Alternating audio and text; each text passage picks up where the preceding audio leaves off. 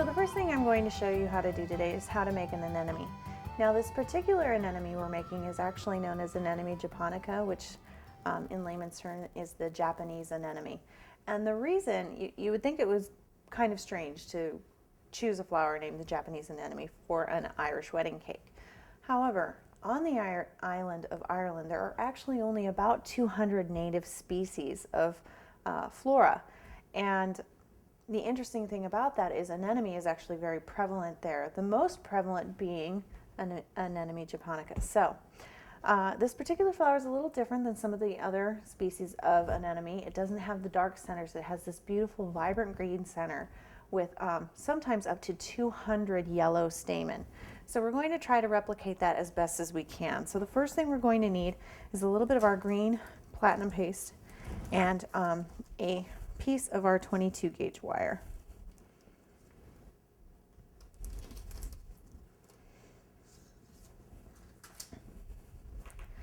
Now I'm going to cut my wire into about thirds. So I want a piece that's about 5 inches long or so. And this is going to become the center of my flower. And I'm going to take my small pliers and I'm going to make a small U-bend, and then I'm going to bend it one more time. And what that is going to do is it's really going to hold that center on there.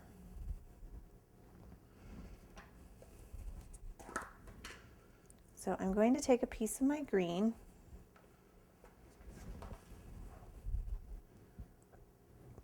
Now this is a rather large flower, so you want to keep that in mind.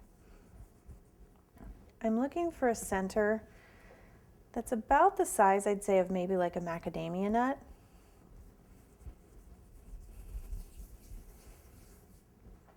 And I'm just going to roll it into a ball between my hands.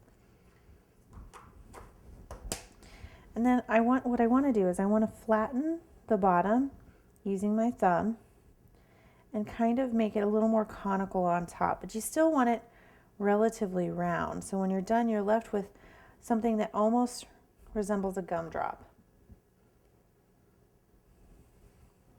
Then you're going to take your wire, just dip it into your water. Now you can of course use something like Tylose glue, but I find that it's really not necessary. And you just want to insert it into the center.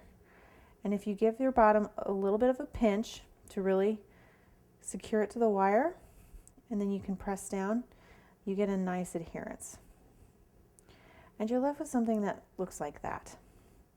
Now we're not quite done with the center. What we're going to do now is we're going to take our veining tool, which is one of our Gumpaste tools, and using our thumb and our finger to kind of support our center, basically all we want to do is we want to go through and we want to texture this, and we want it to look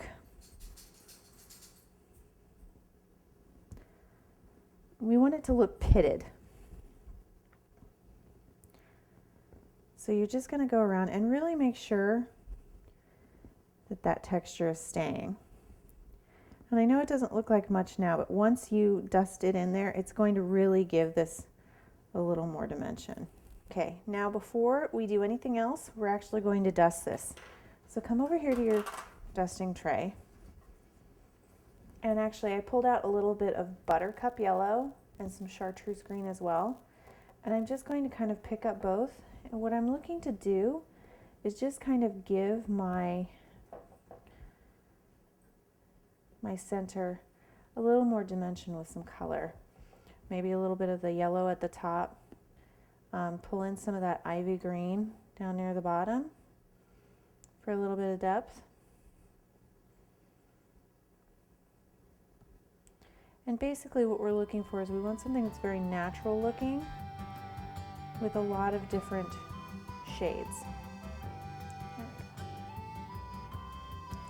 Now when you're happy with the color, we're just going to go ahead and hang this on our rack.